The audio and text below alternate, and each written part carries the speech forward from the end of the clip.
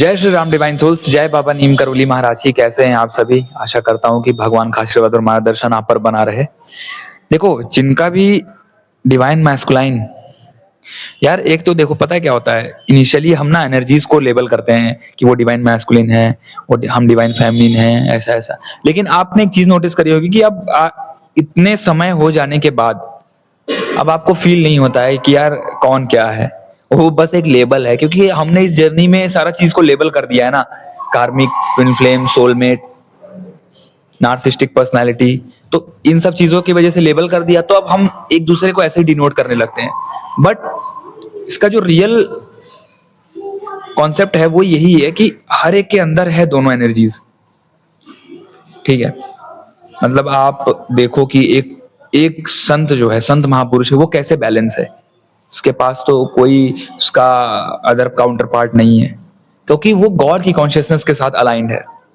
और ये जो पर्सन है ना, ये भी हमें उसी कॉन्शियसनेस के साथ अलाइन करने आया है।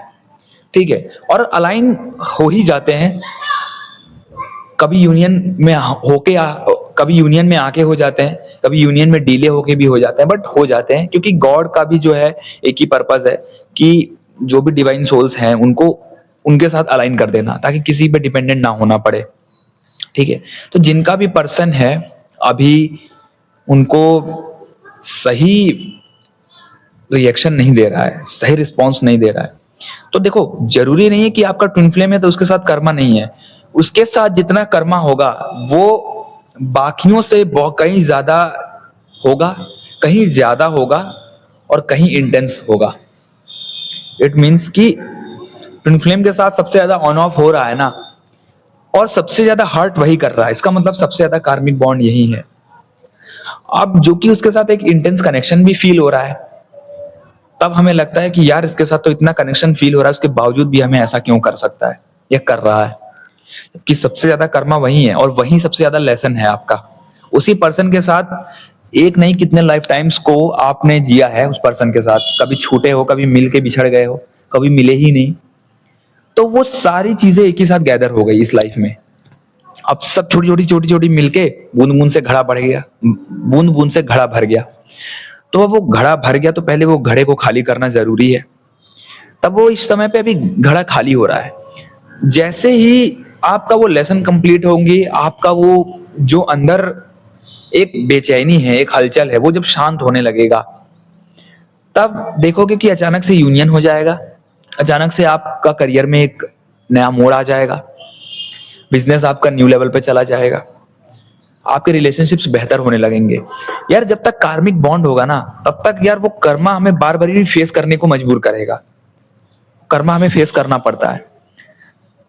और जो अभी ये समय गया है हमारा 17 फरवरी, और ये अमावस्या था जो आपका न्यू मून, इसमें बहुत ज्यादा हैवीनेस थी बॉडी में।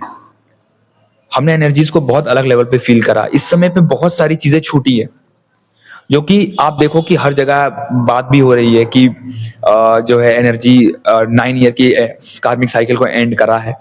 बट हमें कैसे पता चलता है कि वो साइकिल एंड हुआ? कभी कभी आप एकदम से आपकी तबीयत बिगड़ जाएगी, हेल्थ इश्यूज बहुत ज्यादा बढ़ जाएंगे, बॉडी आपकी जैसा रिस्पॉन्स करती थी वैसा रिस्पॉन्स नहीं करती, रिलेशनशिप्स अचानक से बिगड़ जाते हैं। जो पर्सन से कल तक बात कर रहे थे, अचानक से वो फिर हट करके चला गया।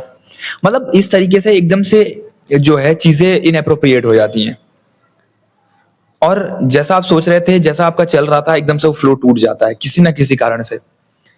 तो समझ लीजिए कि वो जो आपके अंदर जो एक बचा हुआ है, उसका जो बचा कुचा जो भी पार्ट है जो आपको तंग कर रहा है, वो चीजें सब बाहर रिलीज हो रही हैं।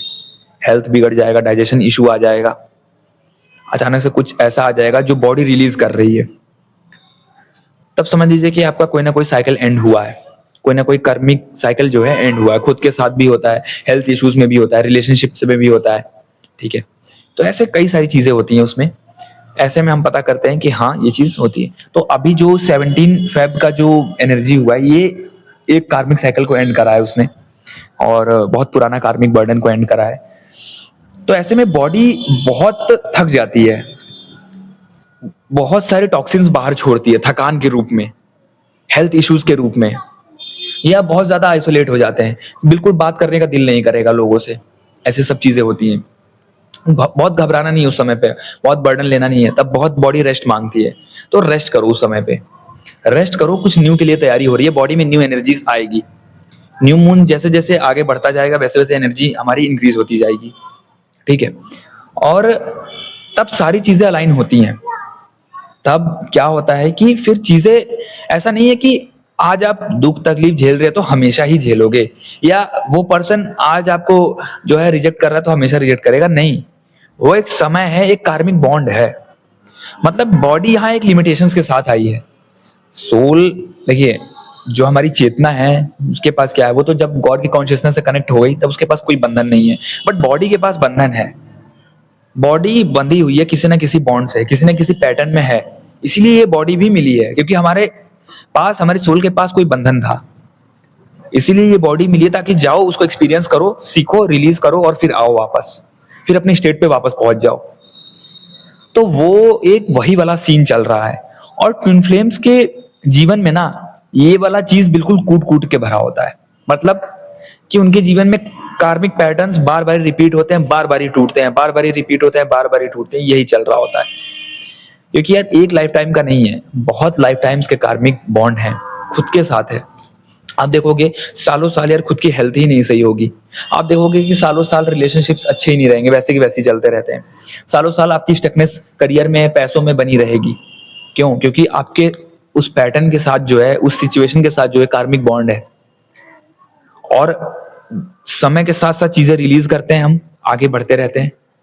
अब क्या होता है कि चीजें फिजिकल रियल में बहुत कम चीजें दिखाई देती हैं, या बहुत कम मैनिफेस्ट हो रही होती हैं, क्योंकि यार अंदर बदलाव चल रहा होता है। जब आंतरिक बदलाव हो रहा होगा ना, तो बाहर बहुत आपको अच्छा नहीं दिखेगा, बाहर बहुत खुशी नहीं मिलेगी, या बाहर किसी से प्यार भी होगा, किसी से अट्रैक्शन भी होगा तो बहुत अच्छा रिस्पॉन्स नहीं मिलेगा।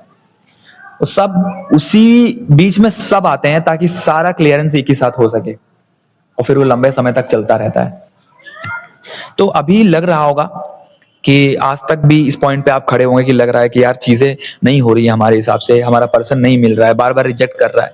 तो घबराओ मत, अपने साथ रहो, खुद के साथ खड़े रहो, खुद को विश्वास दिलाओ, और उस विश्वास को प्रभु पे शिफ्ट करो इतना गहराई में कि वो विश्वास टूट ना सके, ठीक है। वो पर्सन के साथ बहुत लंबा कार्मिक बॉन्ड नहीं है आपका, और वो बुरा नहीं कर रहा है, चाहे आप बुरे नहीं हो, बस जो चीजें समझाई जा रही हैं वो थोड़ा सा समझने में हमें समय लगता है। मैंने कल एक वीडियो डाली थी कि डिलेस के ऊपर, तो वही सेम चीज है कि वो डिले एक्चुअल में कुछ गलत नहीं कर रहा है हमारे साथ, वो हमारे बेहतरी लिए कर रहा है, वो हमें सिखा रहा है उस मोड़ पे भी, उस समय पे भी, कि खुद के साथ कैसे बिहेव करना है। फिर अगेन वही नेक्स्ट टाइम फिर रिपीटेशन होगी ना चीजें, इसीलिए वो रिपीटेशन का मामला ना बने, इसीलिए वो चीजें सीख रहे हो आप अंदर, अपने अंदर इतनी गहराई में समझ रहे हो। जब सारी चीजें टूटी होती है तभी खुद को जान पाते हो, तभी खुद को खड़ा कर पाते हो। तो जो भी चल रहा था आपके पर्सन के साथ, जो भी किया है आपने, वो एक अलग बात हो गई, लेकिन जो सीख रहे हैं वो एक अलग चीज है, वो आपके साथ रहने वाली है। जो चल रहा था आपके जीवन में वो स्टेबल नहीं है, परमानेंट नहीं है। हो सकता है कि बहुत बुरा भी चला हो आपके साथ, बहुत बुरे से बुरा स्थिति आया हो आपकी लाइफ में, बट वो स्टेबल नहीं हो, परमानेंट नहीं है।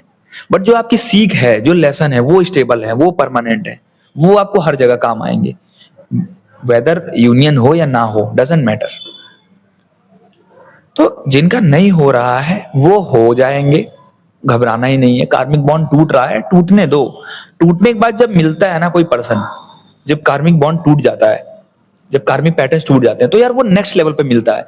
आज से मान लीजिए कि आप अपने पर्सन से 10 लाइफ टाइम्स में मिले हो, बट आपने वो लेवल को नहीं फील किया है जो आप एक कार्मिक बॉन्ड के टूटने के बाद फील करते हो। दैट्स वाई ये कार्मिक पैटर्न्स टूटने बहुत जरूरी होते हैं, ताकि रिश्ता बेहतर तरीके से आगे बढ़े, समझ अच्छी हो। अवेकन, देखो अवेकनिंग क्या है, अवेकनिंग एक्चुअल में क्यों आती है। एक, जब तक अवेकन नहीं होगा तब तक रिश्ते में बैलेंस नहीं आएगा। एक आपको हमेशा अनअवेकन ही मिलेगा, एक ही अवेकन मिलेगा, चाहे यूनियन हो भी जाए या नहीं भी हो। तभी भी डिलेस कितने भी हो रहे होंगे, अगर यूनियन भी होगा तो एक अनअवेकन ही मिलेगा, क्योंकि एक के ऊपर ज्यादा काम हो रहा होता है, और दूसरा उसकी एनर्जेटिक फील्ड में आके हो जाता है, जिम्मेदारियां उसको कर देती हैं। तो बहुत ज्यादा टेंशन नहीं लेना है कि यार वो अवेकन नहीं हो रहा है, ऐसा हो गया, कुछ नहीं। बस अभी जानो कि आपके ऊपर जो हो रहा है उसको कितने बेहतर तरीके से समझ रहे हो, उसकी एनालिसिस कैसी है आपकी, अपने लिए, खुद के जीवन में जो हो रहा है। तो हमें डर रहता है कि भैया अगर अब अनअवेकन रहा तो वो मिलेगा कि नहीं मिलेगा। वो अनअवेकन होगा तभी भी मिल जाएगा। लेकिन कार्मिक पैटर्न्स जो है ना, वो बहुत बड़ा रोल प्ले करता है। कर्मा क्लियरेंस बहुत जरूरी है। उसका कर्मा अगर है तो कर्मा क्लियर करके ही आना पड़ेगा। अब कुछ कार्मिक पैटर्न्स ऐसे होते हैं जो एकदम से उसको अवेकन कर देते हैं, जो स्टैंड लेने को मजबूर कर देते हैं। तो मैंने एक वीडियो में बात करी थी कि उनके 90% 80% कर्मा तभी हील हो जाते हैं जब वो स्टैंड लेते हैं, जब वो समाज के विपरीत जाना शुरू करते हैं, जब अपने परिवार के विपरीत चले जाते हैं, आपके लिए एक्शन लेते हैं तभी। क्योंकि डिवाइन मैस्कुलिन जो एनर्जी है वो एक ऐसी एनर्जी है जो फिजिकल रियल में चीजों को देखता है। मतलब कंट्रोल, उसके जीवन में क्या इंपॉर्टेंस है, इमोशंस को समझ के एक्शन लेना, तो वो चीज उसको हील करती है। That's why divine feminine spiritual world में एनर्जेटिकली वाइब्रेट कर रही होती हैं और फिजिकल वर्ल्ड में डिवाइन मैस्कुलिन वाइब्रेट कर रहे होते हैं। तो बहुत ज्यादा हम लोग यार इतना अपने आप को लेबल कर देते हैं कि ऐसा हो जाएगा, वैसा हो जाएगा, ये हो गया, अनअवेकेंड है, ठीक है, रिजेक्ट कर रहा है, कुछ नहीं कर रहा है। जिस मोमेंट वो कर्मा पैटर्न टूटेगा उस मोमेंट सब क्लियर हो जाता है। बस वो मोमेंट तक ही हमसे वेट नहीं होता है, उसी में हमें पेशेंस रखना पड़ता है। क्योंकि यार उसका समय नहीं फिक्स है, उसका टाइमलाइन नहीं है। कहीं पे यार आज आप कहीं पे भी चले जाओ, अर्थ के किसी कोने पे, किसी ज्योतिष के पास, किसी के पास चले जाओ, कह दो कि भैया हमें टाइमलाइन बता दो, कोई टाइमलाइन नहीं बता पाएगा आपको। क्योंकि टाइमलाइन कोई बता ही नहीं सकता। कोई ज्योतिष आपको बताएगा 1 महीने बाद आपका 2 महीने हो जाएगा या कल ही हो जाए तब। तो टाइमलाइन का यार बिल्कुल भी किसी के टाइमलाइन पे डिपेंड मत होना। अपने टाइमलाइन, अपने अंदर से भरोसा रखना कि चीजें सब बेहतर होंगी। यार हम सब उसी कैटेगरी में आते हैं, कुछ बहुत अलग रूल नहीं कर रहे हैं। तो इसीलिए बहुत ज्यादा घबराना नहीं है, बहुत ज्यादा बर्डन में नहीं लेना, बहुत ज्यादा सोचना नहीं है। हमने तो ओवर थिंकिंग से सोच सोच के अपने आप को इतना भर लिया, उतना चैलेंज क्रिएट कर दिया जितना था नहीं। ठीक है, तो पहले उस सोच से, उस थिंकिंग से खाली हो जाओ। अपने आप को हल्का फील करो, अपने आप के साथ सेफ्टी के साथ बैठो, खुद के साथ सेफ फील करो। मतलब खुद के साथ बैठे हो तो लग रहा है कि यार किसी की वाकई में जरूरत नहीं है। खुद के साथ इतनी सेफली महसूस कर रहे हैं हम, खुद के साथ इतना सिक्योर हैं, खुद की एनर्जी में इतना पावर है कि खुद के साथ खुद को कैसे डील कर सकते हैं। ये पहले सीखना बहुत जरूरी है, ये पहले करना शुरू करो।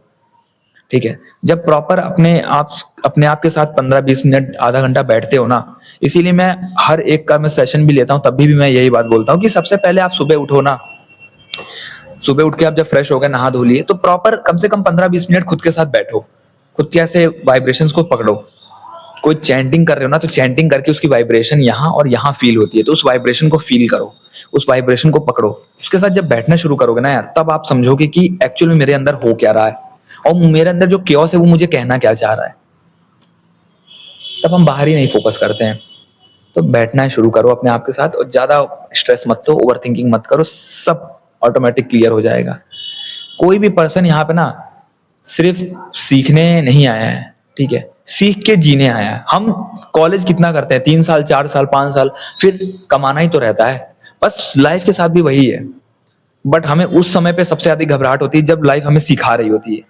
जब हमें बाहर से कुछ नहीं गेन हो रहा होता है ना, तब हम चीजों को ज्यादा सीरियस लेते हैं, तब हम ज्यादा ओवरथिंकिंग, यार ऐसा क्या हो गया, यार हम कर भी पाएंगे कि नहीं। क्योंकि वो सीखने का समय होता है, आपकी सोल का लेसन होता है, उसमें आप चाह के भी कमा नहीं सकते हो।